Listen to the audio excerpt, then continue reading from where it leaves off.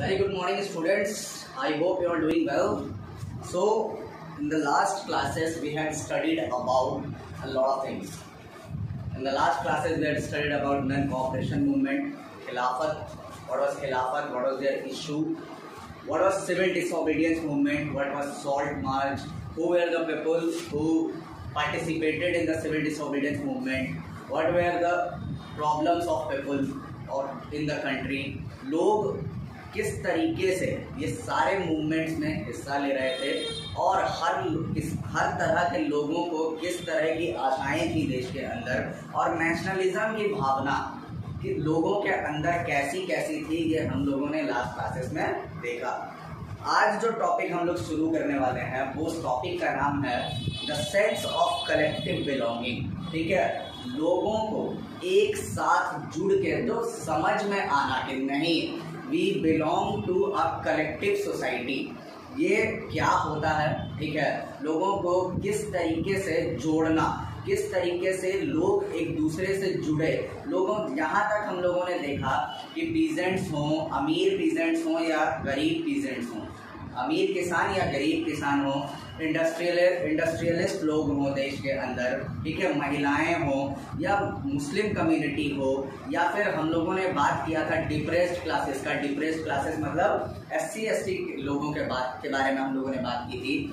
तो इन सारे लोगों का सेंस ऑफ नेशनलिज्म या सेंस ऑफ कलेक्टिविजेशन, ठीक है, एक साथ मिलकर रहने का जो तरीका था वो देश के प्रति लोगों की आशाएं बिल्कुल अलग अलग थी।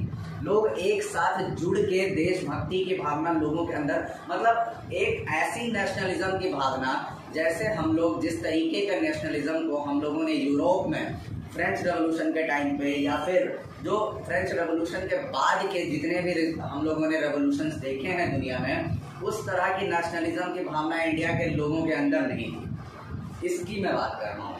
इंडिया के लोगों के अंदर कलेक्टिविजेशन, एक साथ जुड़ के रहने की जो भावनाएं थी वो इस समय तक नहीं थी। सिविल डिसोबीडियंस मूवमेंट तक लोगों को इस तरीके का कोई भी चीज जोड़ने वाला चीज देश के अंदर नहीं था। ये जो टॉपिक है ये हम लोगों को यही बताएगा कि किस तरीके से लोग एक दूसरे से जुड़ के इन सारी चीजों पे एक्ट किए और क्या क्या चीजें हुई। ठीक है, we'll read that today. Okay.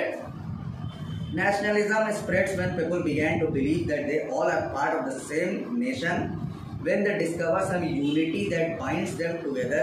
But how did the nation become reality in the minds of the people? ठीक है, नेशनलिज्म, देशभक्ति की भावना कब जगेगी लोगों के अंदर, तब फैलेगी।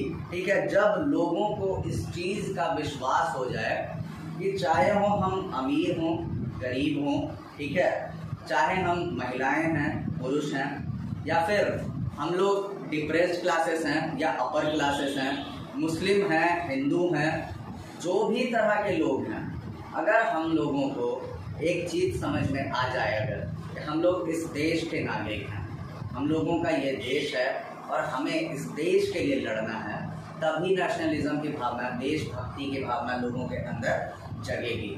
ये एक ऐसी सच्चाई है जो अभी तक इंडिया के लोगों ने डिस्कवर नहीं किया था। ये अभी तक इंडिया के लोगों ने डिस्कवर नहीं किया था और ये एक ऐसी चीज़ थी जो लोगों को एक साथ जोड़ के आगे फ्रीडम स्ट्रगल के लिए जोड़ ही नहीं पा रही थी। लोग एक साथ जुड़ ही नहीं पा रहे थे जिससे आगे के फ्रीडम स्ट्रगल में आसानी मिले। ठीक है, लोगों के अंदर दिमाग में ये नेशन की भावना, एक देश की भावना, एक राष्ट्र की भावना, राष्ट्रवादी होना लोगों के लिए बहुत मुश्किल हो रहा था। ठीक है, राष्ट्रवादी एक ऐसा शब्द है जो कि बहुत भारी शब्द है। आपको अपनी जात पात हर चीज को धर्मनिरपेक्ष होने के साथ साथ राष्ट्र के लिए समर्पित होना पड़ता है, उसी को हम लोग राष्ट्रवादी कहते हैं।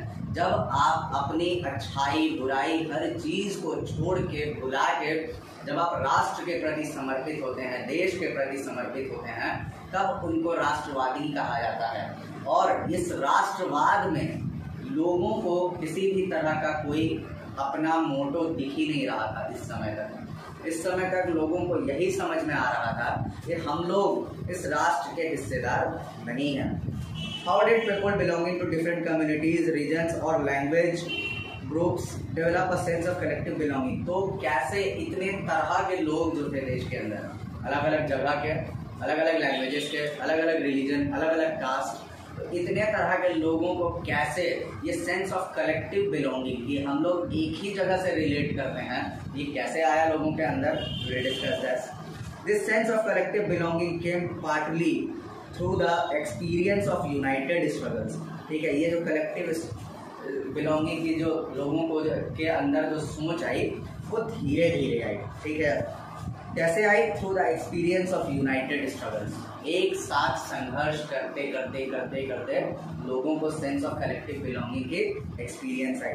But there was also a variety of cultural processes through which nationalism captured people's imagination. लेकिन ऐसा भी बहुत सारे कल्चरल प्रोसेस, ठीक है, हम लोगों का जो रीति रिवाज है वो ऐसा है कि लोगों को सारे तरह के लोगों को साथ मिलकर लेके चलने का है।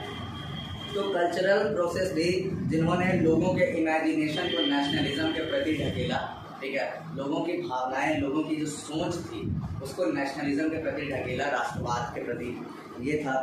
History and fiction, folklore and songs, popular points, prints and symbols all played a part of making the nationalism.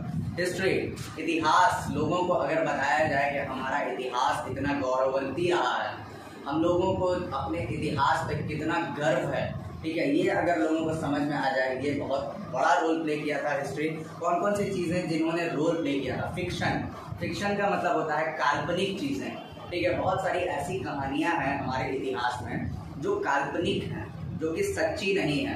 तो ये सारी चीज़ें, हिस्ट्री, फिक्शन, इन सारी चीज़ों को मिला के और भी बहुत सारी चीज़ें, जैसे कि फोल्कलोर एंड सॉन्ग्स। फोल्कलोर का मतलब होता है ऐसे गीत, लोकगीत, फोल्कलोर को कहते हैं हम लोग FOLKLORE, फोल्कलोर को कहते हैं हम लोग लोकगीत। ऐसे गीत और ऐसे गाने जो जगह जगह के पॉपुलर हैं, जैसे कि असम के गाने अलग होते हैं पॉपुलर, बिहारी गाने, उत्तर प्रदेश के गाने, राजस्थानी गाने, तो इन सारी चीज़ों को फोल्कलोर कहा जाता है। फोल्कलोर और अलग अलग तरह के गीतों का उपयोग करना, पॉपुलर प्रिंट्स, पुरानी चीज़ें, सिम्बल्स, इन सारी चीज़ों का इस्तेमाल करके ये सारी चीज़ें नेशनलिज्म की भावना को प्रति जगाने का बहुत बड़ा काम किया था इन सारी चीज़ों ने। The identity of the nation, as you know, chapter 1 is most often symbolized in a figure or image. जैसा कि तुम लोगों ने पढ़ा था कि आइडेंटिटी, किसी भी देश की आइडेंटिटी वो कैसे दर्शाई जाती है? किसी पिक्चर से या फिर किसी इमेज से, ठीक है, जैसा कि हम लोगों ने पहले चैप्टर में पढ़ा था, नेशनलिज्म इन यूरोप वाले चैप्टर में, जो चैप्टर में जो सबसे पहला जो फोटो था तुम्हारे पेज में, ठीक है, जो वो पिक जिसमें यूरोप के सारे कंट्रीज को एक साथ दिखाया गया था, एक पेंटर था, क्या नाम था उस पेंटर का? उस पेंटर का नाम, उस पेंटर के उस पेंटिंग को उसमें दिखाया गया था, ठीक है, और उसी इमेज से लोगों की नेशनलिज्म की भावना को जगाई गई थी, ठीक है। तो इस पहले चैप्टर से ही हम लोगों ने ये पढ़ा है कि इमेजेस, पेंटिंग्स, ये सारी चीज़ें बहुत बड़ा रोल प्ले करती हैं लोगों के नेशनलिज्म की भावना को जगाने में। This helps create an image with which people can identify the nation. और ये करती क्या है? बेसिकली ये करती ये है कि लोगों को एक इमेज बनाने के रूप में क्रिएट करती हैं, लोगों के अंदर एक इमेज बनाती हैं जिससे कि तुम अपने देश को पहचान सको, देश में से तुम्हारा सिंपैथी हो सके, तुम्हारे देश से तुम्हारी भावनाएं जुड़ सकें। ये इमेजेस या फिर ये सारी की सारी चीज़ें इसीलिए बनाई जाती हैं basically. It was in the 20th century with the growth of nationalism that the identity of India came to be visually associated with the image of Bharat माता।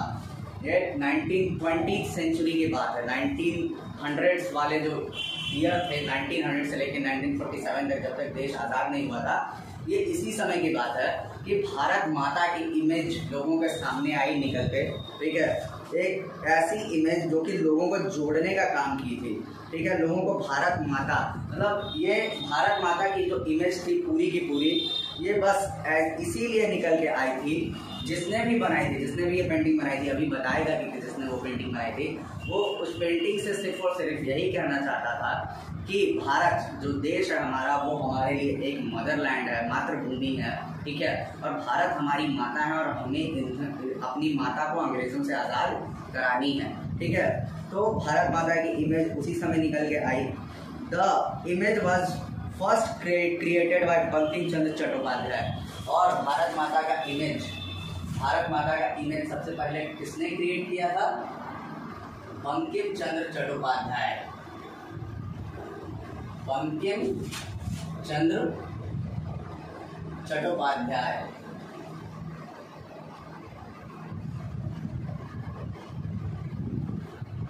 इन्होंने सबसे पहले भारत माता के इमेज को क्रिएट किया था, ठीक है।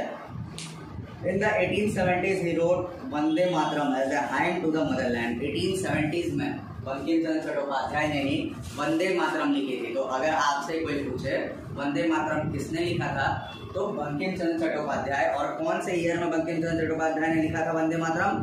1870 में उन्होंने बंकिम चंद्र चट्टोपाध्याय ने वंदे मातरम लिखी थी, जिससे कि लोगों को मदरलैंड, ये एक तरीके से एक ऐसी गीत थी जो मदरलैंड के लिए लिखी गई थी। एक समझ लो कि एक ऐसी मदरलैंड मातृभूमि के लिए एक आरती के रूप में, या फिर समझ लो कि एक चालीसा के रूप में, मतलब मातृभूमि के लिए, मदरलैंड के लिए ये हाइम लिखी गई थी, ठीक है। इन्होंने लिखे थे Vande Mataram. Later it was included in the novel आनंद मठ and widely sung during the स्वदेशी मूवमेंट in बंगाल।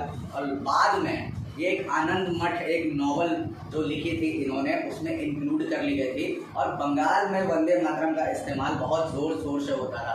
नेशनलिज्म की भावना सबसे पहले और सबसे बड़े रूप में अगर देश में देखी गई थी, तो वो देखी गई थी बंगाल में। क्योंकि बंगाल के लोग जो थे वो बहुत एक्टिव नेशनलिस्ट थे। आज भी बंगाल के लोग बहुत एक्टिव नेशनलिस्ट होते हैं। सुभाष चंद्र बोस जो कि एक बहुत बड़े नेशनलिस्ट के रूप में बंगाल से निकल के आए थे। बहुत सारे ऐसे नाम हैं जो बंगाल से निकल के आए थे। तो वंदे मातरम वगैरह वहीं से निकला था, ठीक है। मूव्ड बाय द स्वदेशी widely sung during the Swadeshi movement, moved by the Swadeshi movement, Avanindranath Tagore painted his famous image of Bharat माता। और अवनींद्रनाथ टैगोर, ये सारी चीज़ों को देखते हुए एक बंगाल के एक आदमी थे जिन्होंने अपनी भारत माता की इमेज उन्होंने भी बनाई थी, अवनींद्रनाथ टैगोर ने भी, ठीक है, जो कि बहुत पॉपुलर हुई थी। इन दिस पेंटिंग भारत माता portrayed in aesthetic figure, she is काम, कंपोज्ड, डिवाइन एंड स्पिरिचुअल। इस पेंटिंग में उन्होंने बहुत सुंदर एक भारत माता की पेंटिंग बनाई थी जिसमें वो शांत थी, ठीक है, एकदम दैव्य रूप में थी वो, ठीक है, देवी के रूप में थी वो पूरे तरीके से। और वो एक भक्ति, एक ऐसी पेंटिंग थी वो जो स्पिरिचुअल थी, जिससे देव के भक्ति की भावना निकल आई लोगों के अंदर, उन्होंने जो पेंटिंग बनाई थी। In the subsequent years, the image of Bharat Mata acquired many different forms as it circulated in popular prints and was painted in different artists. Devotion of the mother figure came to be as evidence of one's nationalism. और धीरे धीरे भारत माता के images बहुत सारे artist ने देश के अलग अलग हिस्सों में बनाया और अलग अलग तरह के पेंटिंग्स बनाए लोगों ने।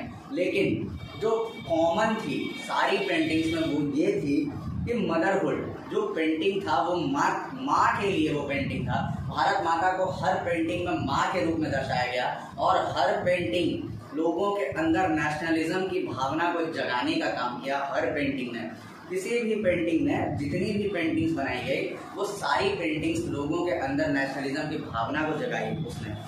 Ideas of nationalism also develop through the movement to revive Indian folklore. और नेशनलिज्म की भावना, इंडियन फोल्कलोर जो लोकगीत जिसके बारे में मैं आपको बता रहा था, उसके थ्रू भी नेशनलिज्म की भावना लोगों के अंदर बहुत अच्छे से जगी।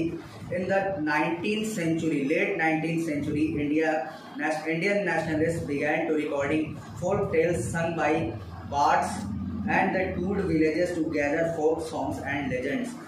लेट 19th century के एंड में बहुत सारे लोग जो थे वो गांव टूर करके ऐसी कहानियां इकट्ठा कर रहे थे जो देश की वीरता के बारे में, वो कहानियां, ऐसे लोकगीत कोई जो देश की वीरता के बारे में बताएं और इससे नेशनलिज्म को और मजबूती मिले। देश के बहुत सारे लोगों ने इस काम को किया। These tales they believed gave up a true picture of traditional culture and had been corrupted and damaged by the outside forces. ये ऐसा इसलिए किया गया था, जवाहरलाल नेहरू ये एक बहुत बड़े नाम थे जिन्होंने ये काम किया। गांव-गांव घूम के जवाहरलाल नेहरू ने इस तरह की कहानियों को इकट्ठा किया, क्योंकि ऐसे जवाहरलाल नेहरू टाइप लोगों का ये मानना था कि ऐसी चीजें जो कहानियां, जो किस्से कहानियां, जो हिंदुस्तान के लोगों और हिंदुस्तान के गांवों की एक बहुत बड़ी चीज है, जो बहुत बड़ी देन है, ये अंग्रेजों द्वारा आने के द्वारा जो दबा दी गई है, इन सारी चीज़ों को हमें फिर से उठाना चाहिए। और ये सारी चीज़ें जो है वो हमारे लिए आने वाले समय में हमारी आज़ादी के लिए बहुत इंपॉर्टेंट है, इसलिए इन्होंने ऐसा काम किया। बहुत सारे लोगों ने इसमें साथ दिया था उनका। बाहर के फोर्सेस, सबसे बड़ी बात यह है कि इंडिया में सिर्फ एक देश के लोगों ने राज नहीं किया, इंडिया में कई तरह के लोग आए और इंडिया पे राज किया उन्होंने। इससे इंडिया के जो ओरिजिनल, जो ट्रेडिशनल वैल्यूज थे, जो पहले से चलते आ रहे थे, ठीक है, इंडिया कोई नया देश तो है नहीं, इंडिया तो बहुत पुराना देश है, तो इन ट्रेडिशनल वैल्यूज को जो दबा दिया गया था, इन ट्रेडिशनल वैल्यूज को उठाने का काम किया ऐसे लोगों ने। ये सारी चीज़ें, फोक सॉन्ग्स, कहानियाँ, ठीक है, एंशिएंट कहानियाँ, फोल्कलोर, लोकगीत को उजागर किया गया इस समय। It was essential to preserve this folk tradition in order to discover one's national identity and restore the sense of pride in one's past. ठीक है, इन सारी चीज़ों को उजागर करना इसलिए भी ज़रूरी था क्योंकि इन सारे ट्रेडिशंस को प्रिजर्व करना बहुत ज़रूरी था, ठीक है, क्योंकि ये नेशनल आइडेंटिटी थी, हमारे देश के अंदर राष्ट्र की एक आइडेंटिटी के रूप में काम कर रही थी। और ये एक ऐसे ट्रेडिशंस थे, इनको इसलिए रिस्टोर करना ज़रूरी था क्योंकि ये गर्व था, हमारे लिए एक गर्व की चीज़ें थी। ऐसा नहीं था कि ये सारी चीज़ें बुरी थी। ये नेशनल आइडेंटिटी जिसको दबा दी गई थी, उसको जो पास्ट में, उसको फिर से उजागर करना ताकि लोगों को गौरवंती फील कर सकें लोग, उसको करना बेहद ज़रूरी था, इसलिए ये किया गया। In Bengal, Rabindranath Tagore himself began to collecting ballad, nursery rhymes and myths led to movements of the folk. Rabindranath Tagore, उन्होंने गांव-गांव जाके कहानियाँ, फोक कहानियाँ और ऐसी कहानियाँ और लोकगीत को इकट्ठा करना शुरू किया, जिससे मूवमेंट को, फोक मूवमेंट को, जो गांव के अंदर जो मूवमेंट जो दब गया था, उस मूवमेंट को बढ़ावा मिले। रविंद्रनाथ टैगोर ने करना शुरू किया, रिवाइवल मिले। इन Madras, Natesa Sastry published a massive 4-volume collection of Tamil folk tales, the folklore of southern India. He believed that folklore was national literature. It was the most trustworthy manifestation of people's real thoughts of and characteristics. Madras में नटेसा शास्त्री, उन्होंने 4 volume में एक किताब लिखी। उस किताब का नाम था the folklore of southern India, और उस किताब में उन्होंने अनेकों तरह की कहानियों को लिखा, अनेकों तरह के लोकगीतों को लिखा, देश के अंदर के जो सदर्न इंडिया के जो लोग थे, जिससे उसको वो लोग रिलेट कर सकें अपने आप को उन चीज़ों से, और नेशनलिज्म की भावना जो थी लोगों के अंदर, जो असली कैरेक्टर्स थे, जो पहले के समय में जो दब गए थे, उन कैरेक्टर्स को फिर से उजागर किया जा सके। सब अपने अपने तरीके से काम कर रहे थे, जितने भी देश के बड़े बड़े नेता थे, वो सारे नेता अपने अपने स्तर पे बहुत बड़े बड़े काम कर रहे थे। As the national movement developed, nationalist leaders become more and more aware of such icons and symbols in unifying people and inspiring them a feeling of nationalism. जैसे जैसे नेशनल मूवमेंट बढ़ा, ऐसे लोगों को इन सारी चीज़ों पे, आइकन्स पे, सिम्बल्स पे भरोसा होता चला गया, और इन सारी चीज़ों का इस्तेमाल नेशनल मूवमेंट में आने वाले समय में बढ़ने लगा। ये सारी चीज़ें बढ़ने लगी। During the swadeshi movement in Bengal, a tricolor flag, red, green and yellow, was designed and it has 8 lotuses representing 8 provinces of British India and a crescent moon representing Hindus and Muslims. Bengal में स्वदेशी मूवमेंट जिस समय बंगाल में चल रहा था, मतलब ये non cooperation movement के समय की बात है, जिस समय 1921-22 में ये चल रहा था स्वदेशी मूवमेंट, उस समय एक ट्राई कलर झंडा, एक ट्राई कलर झंडे का इस्तेमाल हुआ। Red, green and yellow colour का झंडा था वो, उसको डिज़ाइन किया गया था। उसमें 8 कमल थे, 8 कमल रिप्रेजेंट कर रहे थे 8 प्रोविंसेस को। इंडिया में पहले 8 प्रोविंसेस थे, 8 ही पूरे के पूरे प्रोविंस थे, जो कि राजा महाराजा या फिर कोई भी गवर्नमेंट जो थी इंडिया में, वो 8, समझ लो 8 राज्य थे और बड़े बड़े राज्य थे, ठीक है। तो ये लोटसेस, 8 लोटसेस उसी को रिप्रेजेंट करते थे। बीच में एक आधा मून था, ठीक है, क्रेसेंट मून मतलब तुमको पता है, आधा काला और आधा उजला, जो हिंदूज और मुस्लिम्स को रिप्रेजेंट कर रहा था। By 1921, Gandhiji designed the Swaraj flag. It was again a tricolor, red, green and white, and a spinning wheel in the center representing the Gandhian ideal of self-help. Carrying the flag, holding aloft during the marches, became a symbol of defense. 1921 में गांधी जी ने भी एक झंडा design किया था। वो झंडा जो था वो रेड, व्हाइट और ग्रीन कलर का था, और उसमें बीच में एक चरखा था, जो कि तुम लोगों ने देखा होगा अगर कभी भी। तो वो चरखा जो सेल्फ हेल्प को, मतलब आप जैसे हम कह सकते हैं आत्मनिर्भर भारत जो कि हिंदुस्तान में अभी चल रहा है, ठीक है, वो गांधी जी ने पहले ही दे दिया था। तो एक आत्मनिर्भरता है, हम लोग अपनी मदद खुद से कर सकते हैं, सेल्फ हेल्प जिनको कहा जाता है, वो उसको रिप्रेजेंट करता था वो स्पिनिंग व्हील, ठीक है। तो इस तरीके से, और वो जो झंडा था वो आंदोलनों में बहुत सारा इस्तेमाल होता था। तुमने अगर पुरानी कोई फोटोज वगैरह या वीडियोस वगैरह अगर तुम यूट्यूब पे भी देखोगे, तुमको वो देखते हुए मिल जाएगा कि लोग उस झंडे का इस्तेमाल मूवमेंट्स में रेगुलर किया करते थे। Another means of creating a feeling of nationalism was through the reinterpretation of history. एक और तरीका था जो नेशनलिज्म की भावना को जगाता था, वो इतिहास को दोबारा बताना, ठीक है, रीइंटरप्रिटेशन ऑफ हिस्ट्री। जो इतिहास पहले के समय में जो दबा दिया गया था अंग्रेजों के द्वारा, मुगलों के द्वारा, उस इतिहास को दोबारा उजागर करें, ये भी बहुत बड़ा चीज था जो कि बहुत इंपॉर्टेंट था। By the end of 19th century, many leaders began feeling to instill a sense of pride in the nation. End of 19th century के समय में बहुत सारे बड़े बड़े लीडर्स को सेंस ऑफ प्राइड, उन्होंने एक गौरवंती की भावना को इंस्टिल करना शुरू किया, लोगों के अंदर डालना शुरू किया। किस तरीके से भाई? हिस्ट्री को, इतिहास को दोहरा गए। Indian history had to be thought about differently. The British saw Indians as backward and primitive, incapable of governing themselves. ठीक है, इंडियन हिस्ट्री को फिर से दोबारा अच्छे तरीके से बताना, अलग तरीके से इंडियन हिस्ट्री को बताना, और उनको जो सोच था उसको उजागर करना बहुत ज़रूरी था। क्यों ज़रूरी था? क्योंकि ब्रिटिशर्स ने ऐसी भावना लोगों के अंदर बना दी थी कि हम लोग खुद से अपने देश को नहीं चला सकते हैं। ब्रिटिशर्स का कहना ये था, ब्रिटिशर्स ने लोगों को, इंडिया को बैकवर्ड के रूप में और प्रिमिटिव, मतलब हम लोग छोटी हैं, हम लोग किसी भी तरह का कोई बड़ा काम नहीं कर सकते हैं देश के अंदर, और एक तरह से समझें आप कि हम किसी लायक नहीं हैं। ब्रिटिशर्स ने अपने दिमाग में और हमारे दिमाग में इस बात को डाल दिया था बहुत अच्छे से। तो इसको ख़त्म करने के लिए बहुत ज़रूरी था कि, और ये भी चीज़ था कि हम लोग कोई किसी भी तरह का अपनी सरकार नहीं चला सकते हैं। In responses Indians began looking into the past to discover India's great achievements, और इसके लिए इंडियंस जो बड़े बड़े नेता लोग थे, उन्होंने इंडिया के बड़े बड़े अचीवमेंट्स को उजागर करना शुरू किया कि हम लोगों ने पास्ट में कितनी सारी चीज़ों को अचीव किया है, पाया है। हम लोगों ने, एक समय ऐसा था जिस समय इंडिया की जीडीपी जो थी वो 24 हुआ करती थी, ठीक है, इंडिया की जीडीपी जो थी वो 24 हुआ करती थी, highest in the world. India को सोने की चिड़िया कहा जाता था एक समय, तुमने सुना होगा।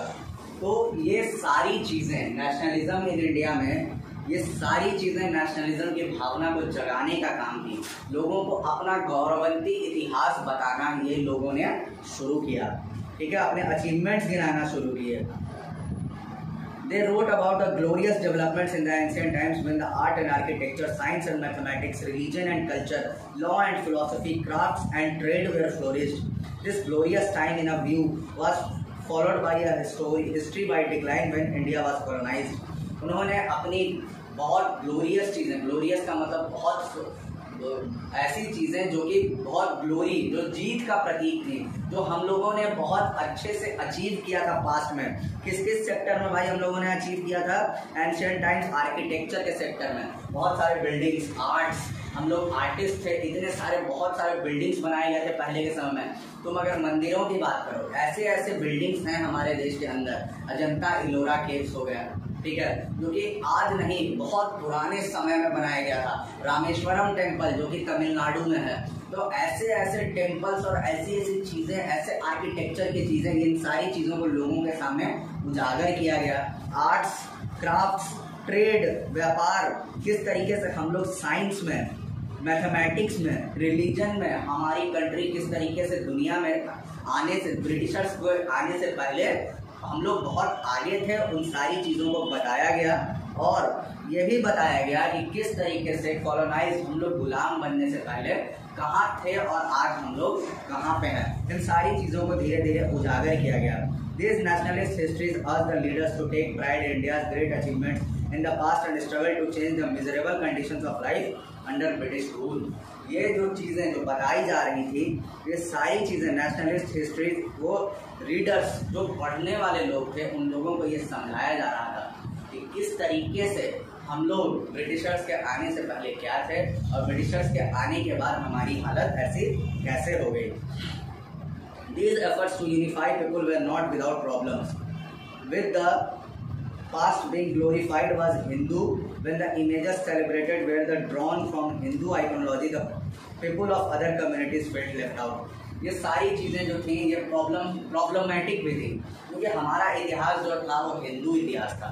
ठीक है, हमारा इतिहास हमेशा से हिंदू इतिहास रहा है और हम लोगों ने अपने इस इतिहास में जो भी चीज़ें हम लोग गिना रहे थे इसमें किसी और रिलीजन का किसी भी तरह कोई योगदान नहीं था।